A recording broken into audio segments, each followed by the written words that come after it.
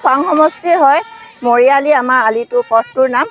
আমাৰ মানে ইমানেই অসুবিধা হৈছে ধূলিৰ পৰা মানে ল'ৰা ছোৱালী স্কুলত থ'ব নোৱাৰোঁ। ৰাতিপুৱা মানে ল'ৰা স্কুললৈ গ'লে মানে ইমানেই অসুবিধা হয় নহয়, ল'ৰাই চকু মোহাৰি একে চকু বিষাই গৈছেগৈ বুলি কৈছে। মানে ইমানেই ধূলি মানে আগফালে বাৰান্দাত আমি বহি থাকিব নোৱাৰোঁ, ইমানেই ধূলি একদম মানে।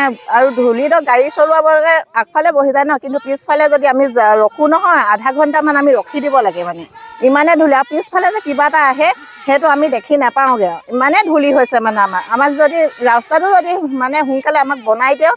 আৰু মানে নবনোৱালৈকে আমাক 3 টাইম কিন্তু ইয়াত ৰাস্তাত আমাক পানী দিবই লাগিব। যদি পানী নিদিয়ে আমাৰ ৰাস্তা বন্ধ থাকিব।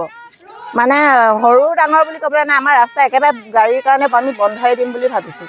ঘৰৰ ভিতৰলৈকে ধূলি সোমাইছে মানে বান্দাত মানে বান্দাই ভিতৰলৈকে ধূলি গৈছে মানে। আজি আপুনি যদি এতিয়া বাহিৰত যদি কিবা এখন উলিয়াই থৈ দিয়ে ন, তাত ধুনীয়াকৈ আখৰ এখিনি লিখি ধুনীয়াকৈ স্পষ্ট থৈ দিব পৰা গৈছে মানে। বেমাৰ আজাৰ মানে বহুতৰে হৈছে আমাৰ গাঁৱৰ ডাঙৰ পৰা সৰুলৈকে লেট্ৰিন বমি মানে দেখায়ো ভাল নাই হোৱা বুলি ক'ব, নাই হোৱা। কাহ হৈছে, কাহ হৈও ভাল নাই হোৱা বহুতৰে। মানে বমি লেট্ৰিন প্ৰত্যেকখনৰ ঘৰতে হৈছে এইটো প্ৰভাৱৰ পৰা। মানে ইমানেই ধূলি হৈছে, মানে ধূলিৰ পৰা মানে মানুহ কোনো হ'ব পৰা নাই, মানে হেৰিয়ে নহৈছে মানে ইমানেই ধূলি। মানে আমিতো এতিয়া ক'ৰবাত গৈ আমি এতিয়া ক'ব আমাৰতো আমি নোৱাৰোঁ ন সেইকাৰণে আমি গোটেই ৰাইজখিনিয়ে আমি পাতিলোঁ এনেকৈ কৰিম বুলি। আমি সেইকাৰণে কালিৰ পৰা আমি এইটো সজাগ লৈছোঁ।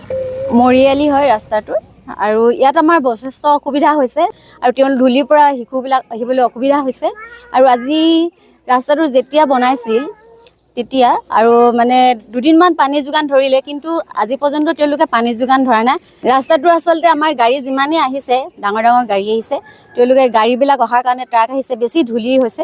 ধূলি হোৱাৰ কাৰণে আমাৰ অহা যোৱা কৰোঁতে বা বাইক চলাই যাওঁতে বা স্কুটি চলাই যাওঁতে আমাৰ যথেষ্ট অসুবিধা হৈছে। বিভাগৰ কৰ্তৃপক্ষক আমি মানে তথাপি বৰ্তমানলৈকে জনোৱা নাই, কিন্তু আমি ভাবিছোঁ ৰাইজৰ সজাগতাই আমি এনেকৈ আমি শ্লোগান কৰি কিনে আজি সজাগ কৰিব খুজিছোঁ। আৰু বিভাগীয় কৰ্তৃপক্ষক আমি ঠিকাদাৰক এটাই আহ্বান কৰিছোঁ, তেওঁলোকে আমাৰ অতি সোনকালে পানীৰ ব্যৱস্থা কৰি দিয়ক যদিও ৰাস্তাটো, যাতে আমি তাৰ পৰা আমাৰ বেমাৰ আজাৰৰ পৰা ৰক্ষা পৰিব আৰু ল'ৰা ছোৱালীবিলাক স্কুললৈ আহোঁতে আমাৰ সুবিধা হ'ব। ইয়াৰ কাৰণ যেনেকৈ মানে ধূলি প্ৰদূষণে যথেষ্ট বেমাৰ আজাৰ কৰে, শব্দ প্ৰদূষণে যেনেকৈ মানুহৰ অপকাৰ কৰে, ঠিক ধূলি প্ৰদূষণে যথেষ্ট বেমাৰ হয়। কাহ জ্বৰ পানী লগা উপৰিও ডায়েৰিয়া বিভিন্ন বেমাৰ হৈছে ইয়াৰ ফলত ল'ৰা ছোৱালীবিলাক এই অঞ্চলত।